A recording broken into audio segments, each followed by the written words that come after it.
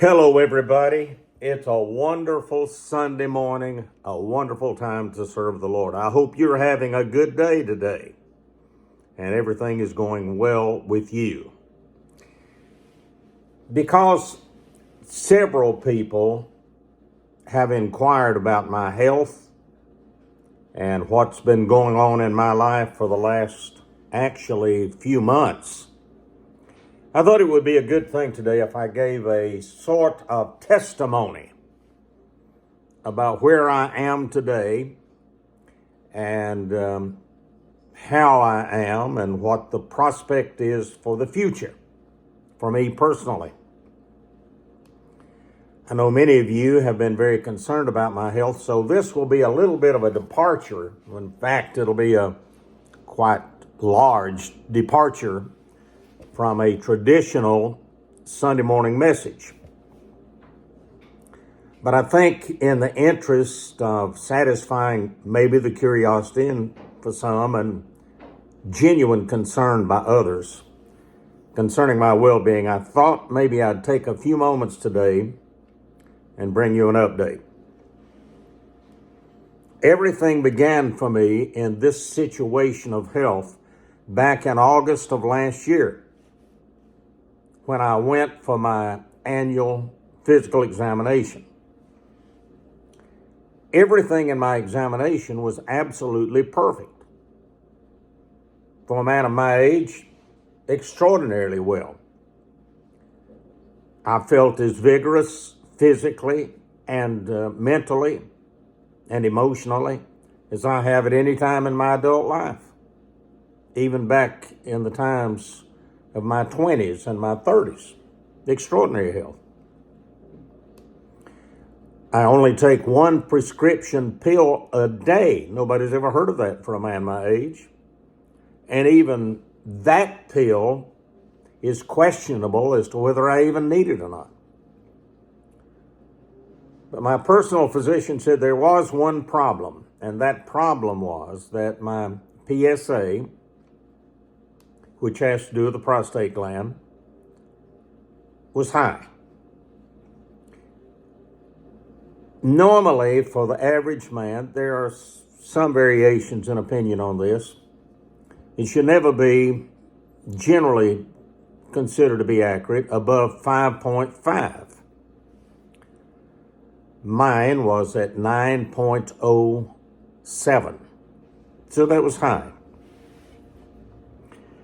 As a result of that, after a discussion with my personal physician, I went to see a urologist.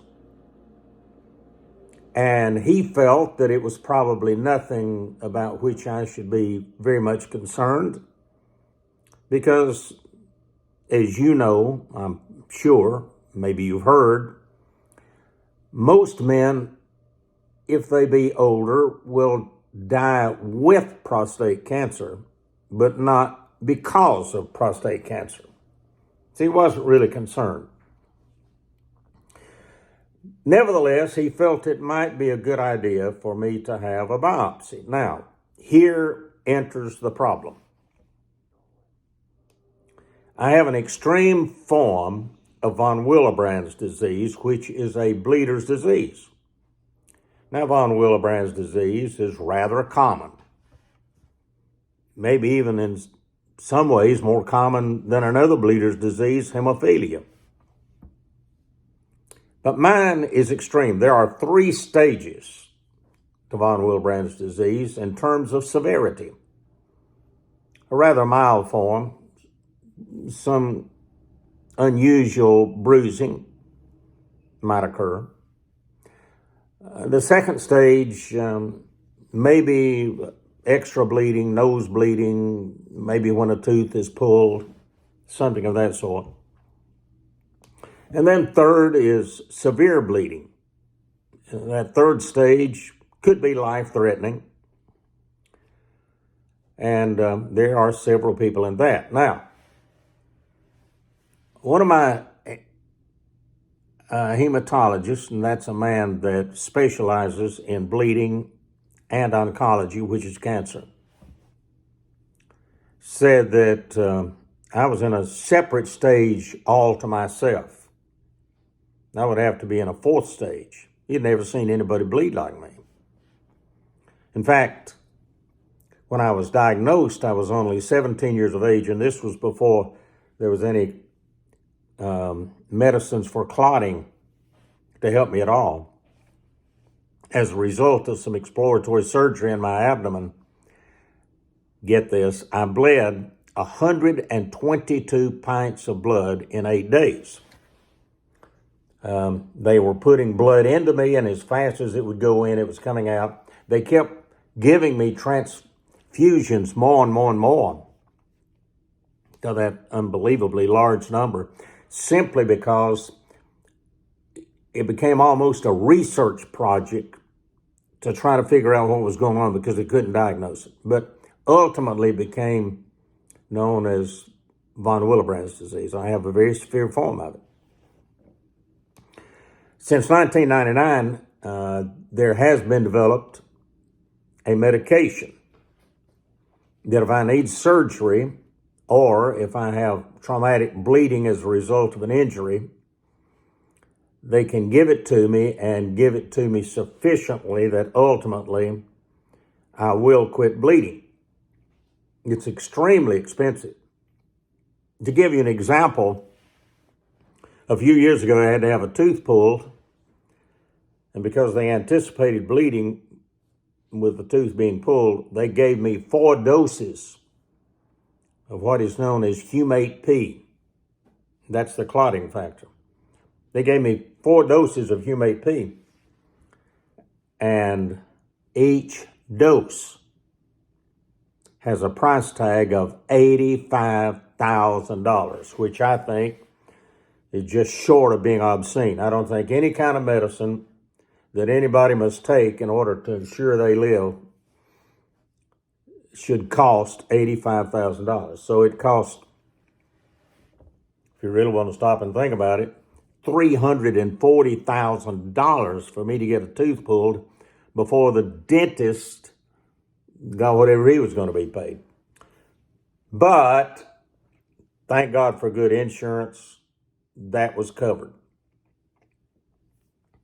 So, back to my situation.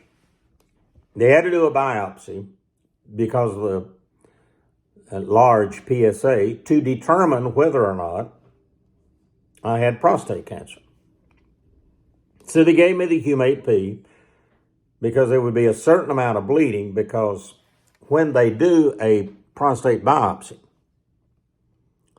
they insert a needle through the wall of the lower intestine, the colon, into the prostate gland, and they take 15 to 18 bits of prostate gland flesh to examine. Naturally, there'll be bleeding. For most men, when it happens, it's almost non-existent bleeding or minimal bleeding, but for me, it was quite a challenge. But I came through it okay, because they had given me enough of that very expensive Humate P. The result of that was not at all what the urologist expected. He expected me to have the garden variety of prostate cancer that most men, if they get to be older, live and die with it. But it doesn't kill them. Something else kills them. There is what is known as a Gleason scale with prostate gland issues. The Gleason scale is 0 to 10, and very generally speaking, if the numbers come back on the biopsy in the prostate gland, 0 to 3, that's the garden variety, ordinary prostate gland cancer. Harmless. 4 to 7 is the intermediate stage. The intermediate stage is serious. It's not going to kill you immediately. Somewhere down the line, within 2 or 3 years or sooner, something's going to have to be done. Now, maybe if a man is 85, 86 years old, maybe he won't even consider doing it. But that's the intermediate stage, 4 to 7. 8 to 10 is the less common form of prostate cancer, but it's more what I would call a raging kind. It demands immediate treatment. Now, in that Gleason scale, there are some other numbers.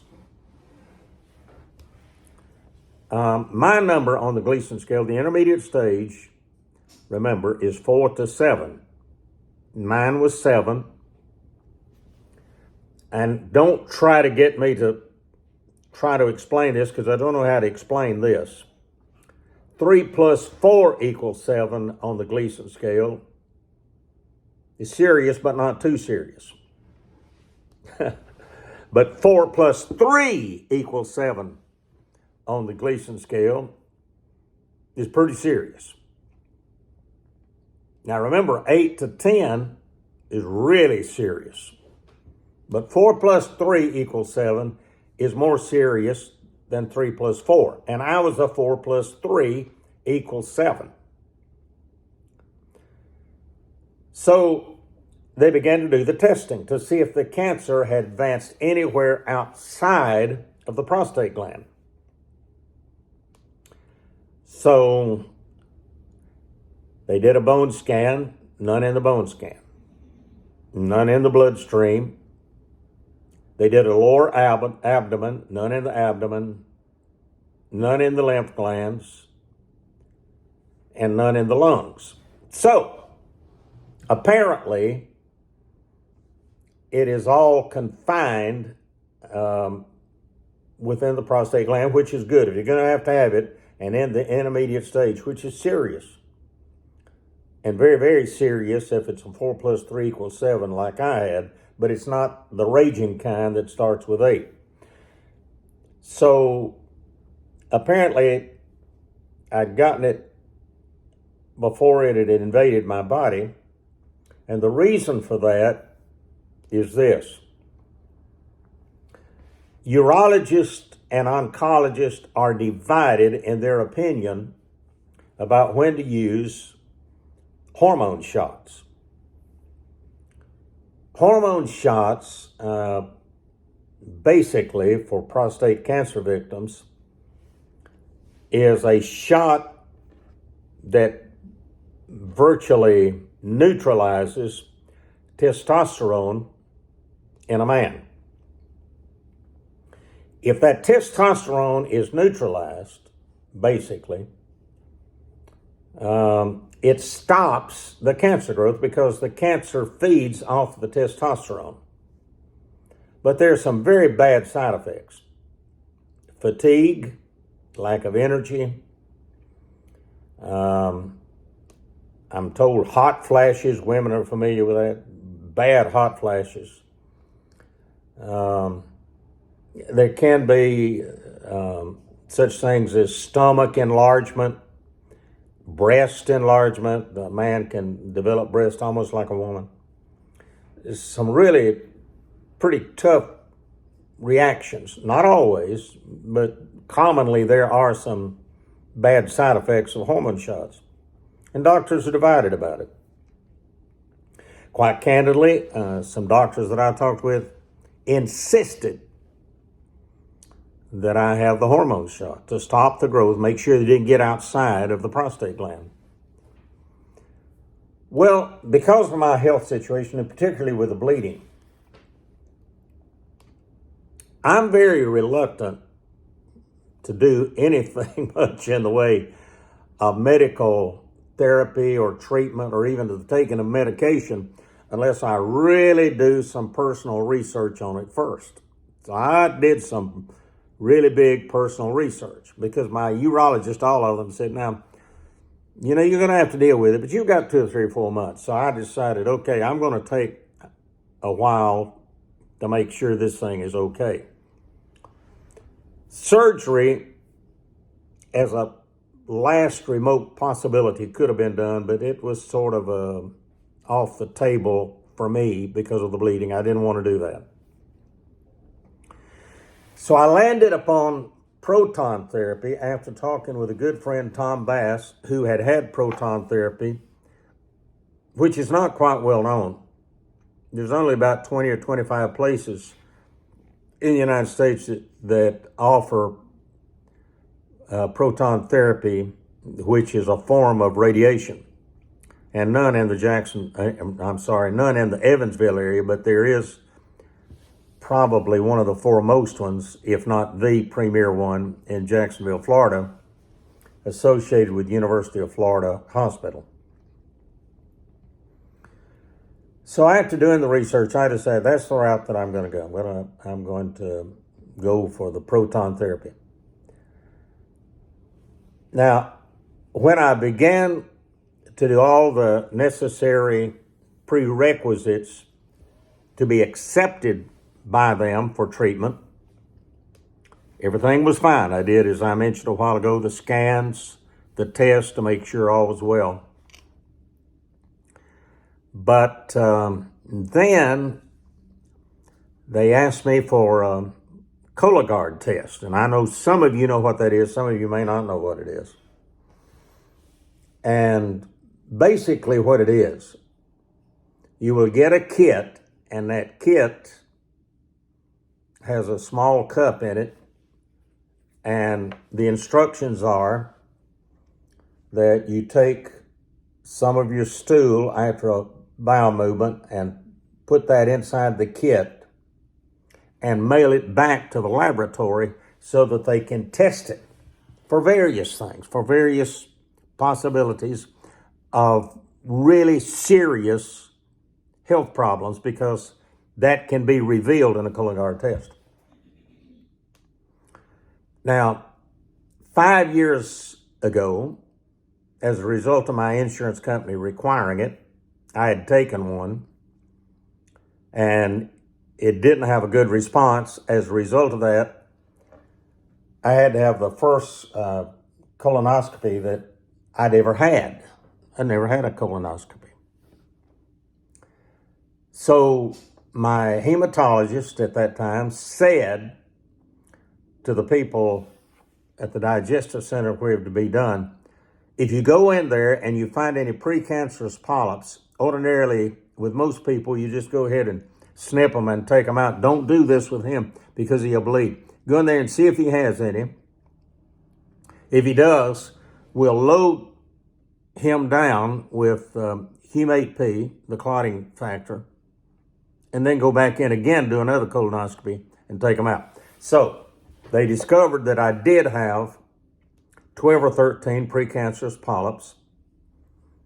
They loaded me down with that very expensive Hum-8P, and when they removed them, in spite of all that, I just wouldn't quit bleeding. I finally did, and went home, started bleeding again. Marilyn rushed me to the hospital. So they started giving me extra dosages, really large dosages of that Hum-8P. And I went home, and then I would return almost daily to the hospital to get another infusion intravenously. Finally, on the last day, it was on a Saturday, okay, I'm doing fine. I've not had any bleeding for 5 or 6 days. So went home, started home, decided to eat lunch at a little Italian restaurant that we like, and they were a little slow bringing the food, and I began to really feel bad. And I told Marilyn, I said, you wait, get the food, and I'm going to go on out the car. I'm really, really tired. I'm going out to the car. You get the food, pay for it, and we'll go home and eat. I almost didn't make it to the car, and when I did, I just slumped into the driver's seat, and I began to gush blood through the colon again, and became a little bit delirious, passed out. Marilyn got there, couldn't get inside the car. I had inadvertently locked the door. Called for help, 911. Fire department came, got me to the hospital, massive bleeding. Finally, I survived and it was over with. Now, that's what had happened at that colonoscopy. So then when the Proton Clinic in Jacksonville said, now we got to do that again, it's been 5 years later, I thought, oh no, here we go again. So I came to Jacksonville. I met with the doctors at University of Florida Hospital, the hematologist, and I told them about my experience 5 years before. They said, we're going to really treat this aggressively. In fact, they even brought in a specialist that they had recently hired that was a clotting specialist. I'd never even met one of those. So they gave me massive amounts of Humate P, did the colonoscopy, took out 3 precancerous polyps, but said there was no bleeding. Well, that was good news, that everything was fine. That was wonderful. Wonderful to hear. So then, as usual, I began to feel very bad, very weak, started gushing blood again. They couldn't figure out what was going on. So they did another colonoscopy. They cauterized the areas, especially the areas, gave me more Humate P. Thought everything was fine.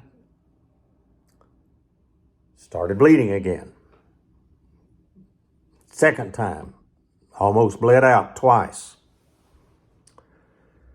So the third time they said, we got to do another colonoscopy. That's 3. So in February of this year, the first 3 Wednesdays consecutively, I had a colonoscopy. Never heard of it. They never heard of it. This time they discovered that not only the areas where the polyps had been taken out were bleeding a bit, but that wasn't my problem. My problem was there were a couple of ulcers that had occurred as a result of the colonoscopy in the wall of the colon. So they cauterized them, and there was a blood vessel inside one of the ulcers that had also been nicked, and they cauterized it especially, and put surgical clips in place. The result of which was wonderful. I had no more bleeding. But prior to that last bleed, after they had done the second colonoscopy, 4 or 5 days went by with no bleeding. And I didn't feel really well one day. Marilyn and I went out to lunch. I felt well until after lunch, but going to the car, I suddenly felt a little bit weak. I thought, well, I didn't sleep well last night. Maybe that's what it is. And so just sort of laid around the apartment where we're staying for a while. And then that evening about 6, I told her, you know, I feel like I need to go to the bathroom, and I saw a little bit of blood, but I thought, should I go to the emergency room? They had told me if you see any blood at all to come, but I thought, I don't want to overreact on this. Maybe that's just a little bit of residual bleeding. And then I got to thinking, no, I really need to go. I just need to go. And as we were going out the door to get in the car, I felt like I needed to go to the bathroom again. And this time, blood just gushed out. So we got to the car. Marilyn was driving. We are only about 5 or 6 minutes away from the emergency room, and passed almost immediately after pulling out of the parking lot a fire station up there. And I said, just pull in here, they can help me. Would you believe the doors were open, but there were no fire engines there, and nobody there. Marilyn came back to the car. We got to the emergency room. I walked maybe 25 or 30 steps to the door. There was a security door, for metal objects, if anybody had it on them. And I just more or less fell through it. Security guard was stunned that I did that, and I dropped in a wheelchair. I got to the desk where a couple of ladies register you in, and I said, I need help. Marilyn was coming behind. She had parked the car, and they said, well, we need your social security number. Got to fill out the papers. I said, I can't do this. And that's the last I remember. And Marilyn said they kept arguing with her, and then saw that I'd passed out, began to slap me to try to get me to come through. Obviously in the emergency room, and it's a trauma center hospital. There was a man standing there, took my pulse, said his heart's quit beating. He immediately did CPR. The next thing I knew, I woke up and seemed like a dozen doctors, nurses around me working frantically, and blood was everywhere, and they were cutting my bloody clothes off and all of that. But then that is when they finally discovered, after another colonoscopy, those ulcers and so forth. And that finally resolved the problem. But I did tell every doctor after that, I said, okay, this has happened twice, 5 years ago, and this time there will be no more colonoscopies. There just won't be any more. That's it. I'm done. There just won't be any more. So that was that. So I was pretty weak, able to come back home, and there needed to be, in a few days, for me to start the radiation treatment for which I'd come, an event called a simulation. I would go in on the first day to the proton therapy clinic, and they'd walk me through and fix a body mold, so that every time I came, I would lie in a certain position so that the beams of the radiation would hit exactly right. And I was really weak that day because I'd had such a massive amount of blood loss. But then after that body mold is made, there's a 2-week lap period, and then the radiation begins. The radiation, for those of you who might be interested, is for a person with prostate gland cancer is going to have radiation. It's really interesting. You have to have a body that is well hydrated with water. Marilyn has been amused that the worst part of it for me is drinking all that water, because I don't like water anyway. And so when I come in for a treatment, I have to come in 30 minutes before treatment time and drink between 24 ounces of water and 32 ounces of water, and not go to the bathroom even if I desperately need to until they do the radiation.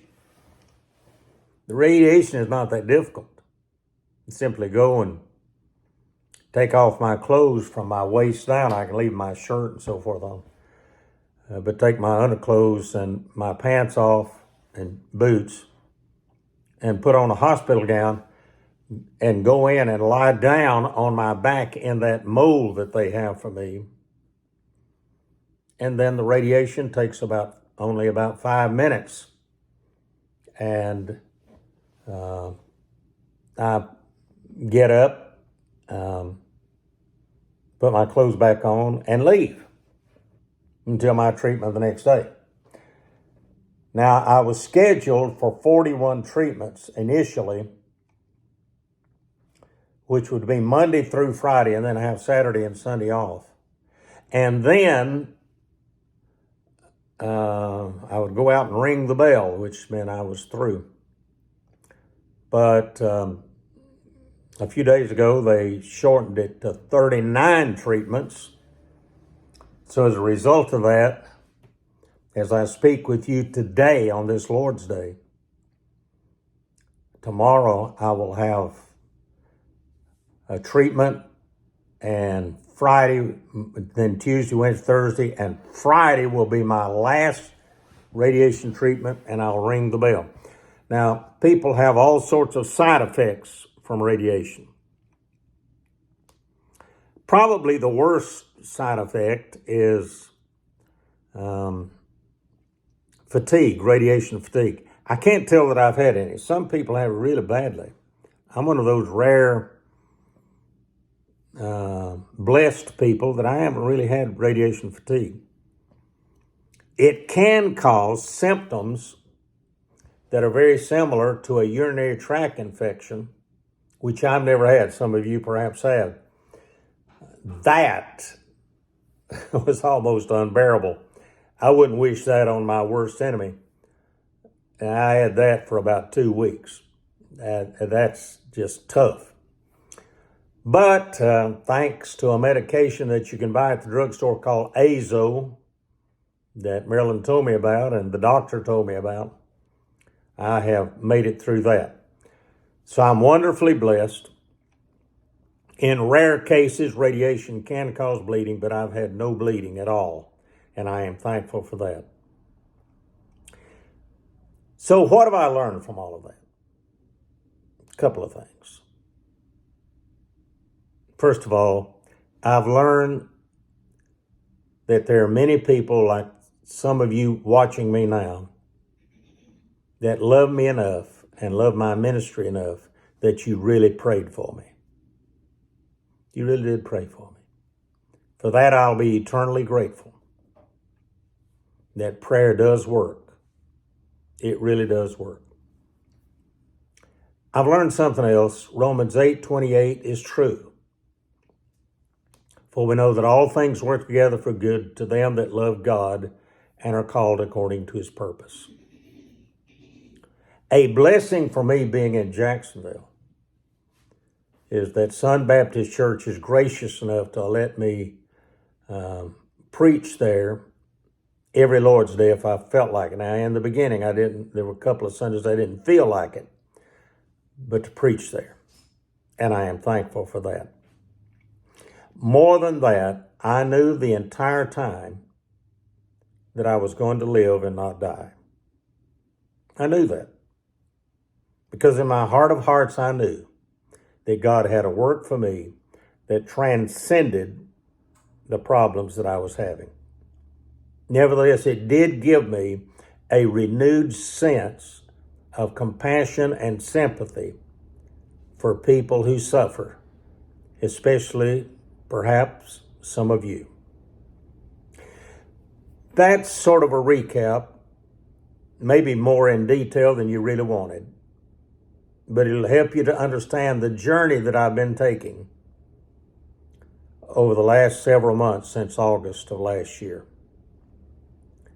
Soon I'll be back on the road traveling at full strength with a renewed sense of energy and a renewed appreciation for the blessings of God. Whenever I'm in your area, I hope you'll come out. I'd love to see you and thank you personally for praying for me. God bless you.